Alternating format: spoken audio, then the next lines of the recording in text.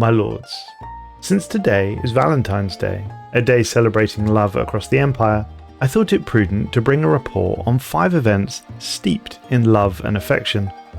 And we shall begin with the tale of the rogue agent, a spy who was supposed to be operating covertly on a relatively primitive world, at least primitive to our standards.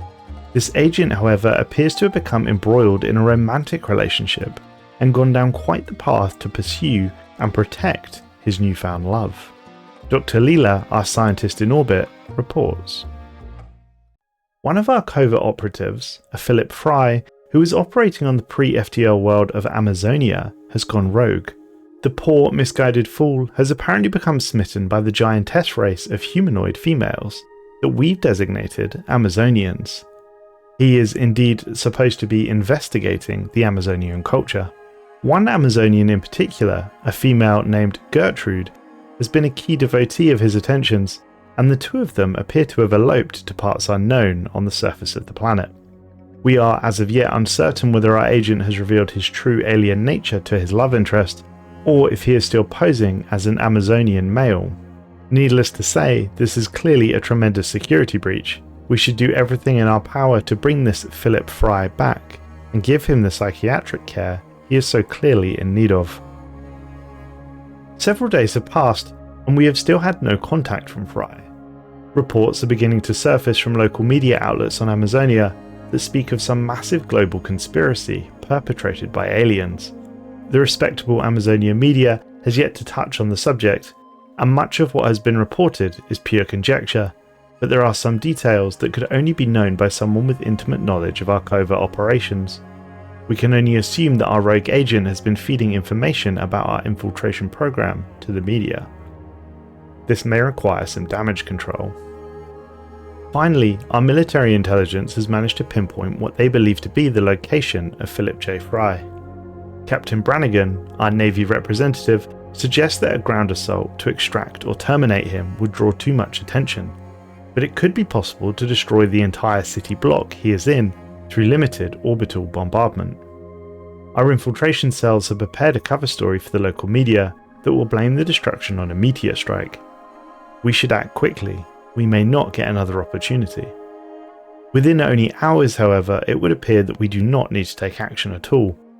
Mr. Fry's death has been reported on the Amazonian local news. The cause of death: crushed pelvic bones via snoo-snoo. At least we didn't need to destroy a city block to cover up Mr. Fry's exploits. Next we move on to more incidents of interspecies hanky-panky, or xenocompatibility. These events occurred unsurprisingly at parties or festivals. The first incident occurred during the Festival of Worlds. The Festival of Worlds is an event put on by the illustrious artisan troupe. It's designed to elate your population in a wonderful embrace of culture and art, and of course it's meant to be a good time. It does however appear that several of our citizens had too much of a good time, as several months after the event some human-alien hybrids were born. This is the first time that aliens have reproduced with humanity, that we know of at least.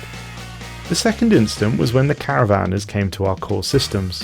Trade progressed as normal, but this time some bright spark decided to throw a party. Copious amounts of substances were apparently consumed at the event, and lo and behold, several months later, we now have racket human hybrids. The third event I shall discuss is far more singular. This tale is about an uncontrollable lust between a knight of the Toxic Order who happened upon a signal emanating from a debris field in the space between stars. The knight speedily laid in a course to investigate further. As he neared the source, he heard a beautiful voice calling from across the ether. "O brave knight, I have waited for thee for millennia, hoping that thou would come to my celestial forest.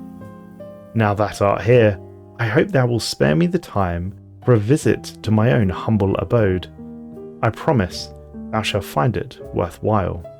A small station appeared as if from nowhere. Impetuously, the years of fruitless searching no doubt playing on their mind, the knight moved their craft in and docked with the station. As the knight boarded the station, they were greeted by a feminine being of incredible beauty. She looked like a human, and yet there was no mistake that she was an entity far more advanced. She smiled, and the knight realized that their concept of attractiveness had been limited. even constrained. He felt an uncontrollable lust growing within himself. She began to speak. "I am Semil, spirit of wayfarers and vagabonds. I has deemed thee worthy," she drawled. She looked the knight up and down. "Aye, worthy indeed." Semil smiled again, invitingly this time, and she shed her clothing. "I wish to partake in amorous activities with thee, so we can maketh many fine offspring."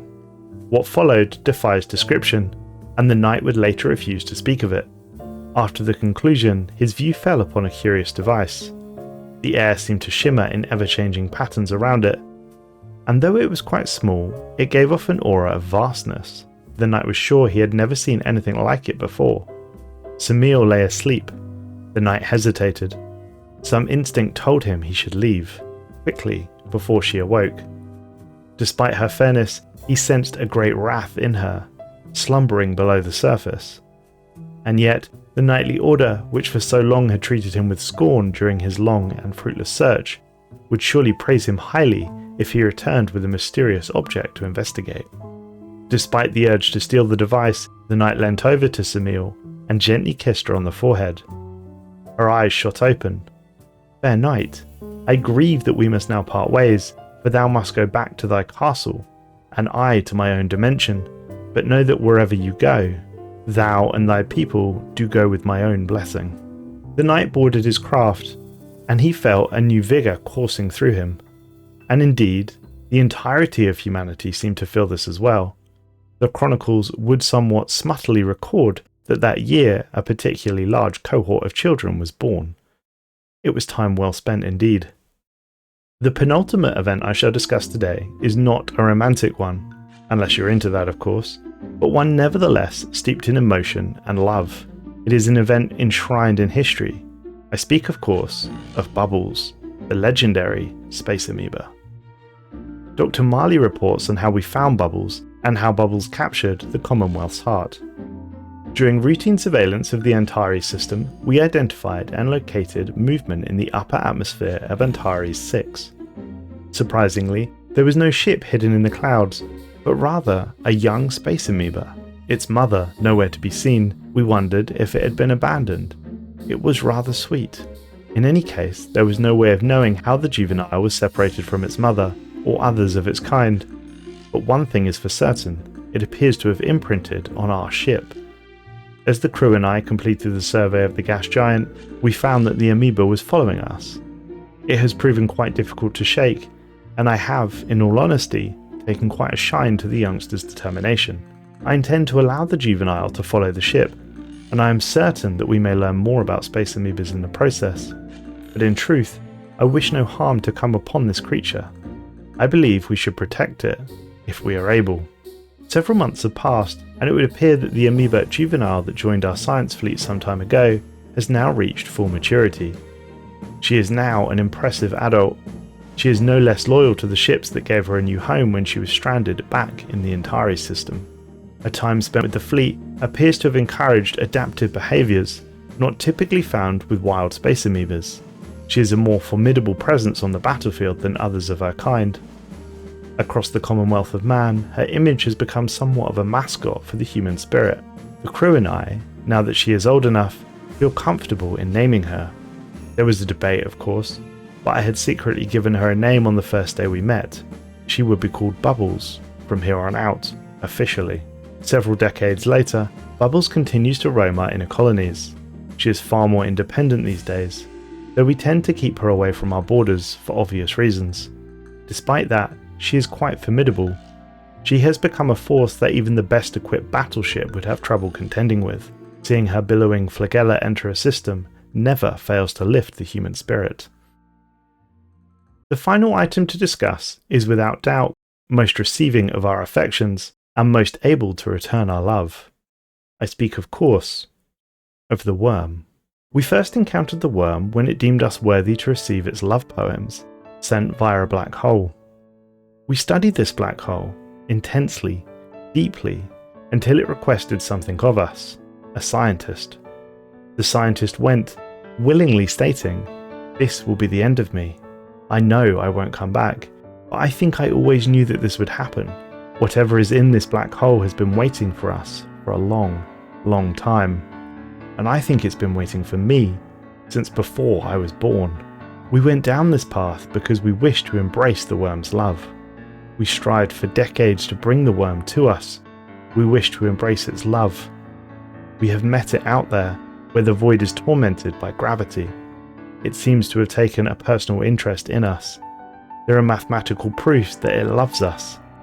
But love to the worm is not like love to anything that subsists in ordinary space. It took us decades to reach the worm, but finally the project is complete. The accelerators are online. The power network of a dozen cities is diverted to wake the pseudo-singularity at the heart of the alignment. Space shudders like wind-racked cloth. Our star, for a heart-stopping moment, dims and then brightens. A shadow coils in its heart. The worm is here. It unfolds like origami. Across our solar system, sensors shut down in abject disbelief at the incomprehensible data of its arrival. On the homeworld, our subjects scream and cower as they feel its attention turned upon them and upon us. It presents a wordless question, or rather, we have become aware that this question was always what it was asking us every time we encountered it. The worm loves us. It will always love us, and thus, it always has. It winds around the hot of our home star. It winds around every infinitesimal loop of genetic information. It provokes a shuddering series of cataclysms in the planetary crust of our homeworld, but when our star grows cold, that cataclysm will warm us. We understand so much more. We will always be what we were going to be, wound tight in the love of the worm. What was, shall be. What shall be, was. Thanks for watching, folks. Happy Valentine's Day. If you want to hear more from me, please click the video on screen now.